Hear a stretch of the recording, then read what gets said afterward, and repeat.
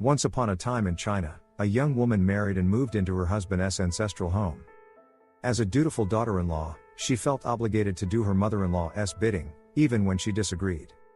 She was annoyed that her husband still followed his mother's advice and fulfilled her wishes without question. And the mother-in-law took on the role of teacher, instructing the girl in the culinary arts, housekeeping, and prudent spending.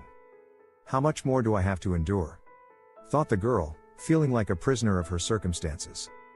One night, shaken by her situation, she cried bitterly, realizing that she felt trapped in her life. In the morning, without saying a word to anyone, she set off in an unknown direction. She found herself on the outskirts of town, standing in front of the herbalist's shop. "Please," she begged, "I am in trouble, my life force is gone.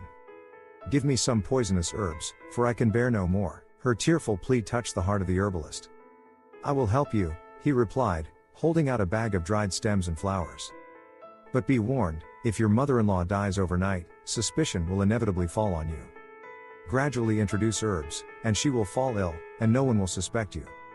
In addition, follow this advice: be kind and loving to her, listen to her advice carefully, and try to bring her joy during the day. Do you understand? Then suspicion will not touch you." The girl nodded, clutched the pouch tightly, and hurried home. Every day she added a small pinch of herbs to her mother-in-law's food, but outwardly she behaved exactly as the herbalist had advised. Her attitude toward her mother-in-law changed, and the old woman grew fond of the girl. Finally, when the old woman fell ill, the daughter-in-law again rushed to the herbalist.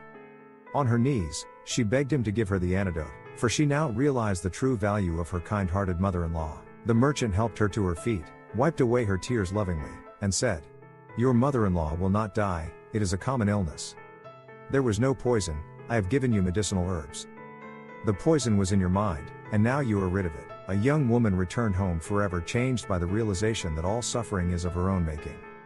In her relentless pursuit of freedom, she had nearly jeopardized the precious bond that had blossomed through love and understanding.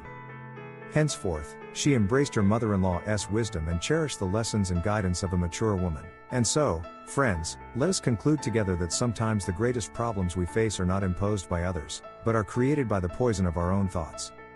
We provoke our own failures because we store heavy thoughts and emotions in our hearts. To avoid darkness and heaviness, we must open our hearts to the beautiful light, give warmth and joy to those around us, and then life will take on a whole new meaning. Once we have made the decision to listen, understand and show love, we can get rid of many of the problems that we create for ourselves. We can create harmonious relationships and live in joy and true happiness. If you liked my story, give me a thumbs up and a comment, and share this video so that together we can make the world a kinder and more joyful place. Subscribe to my channel so we can meet more often.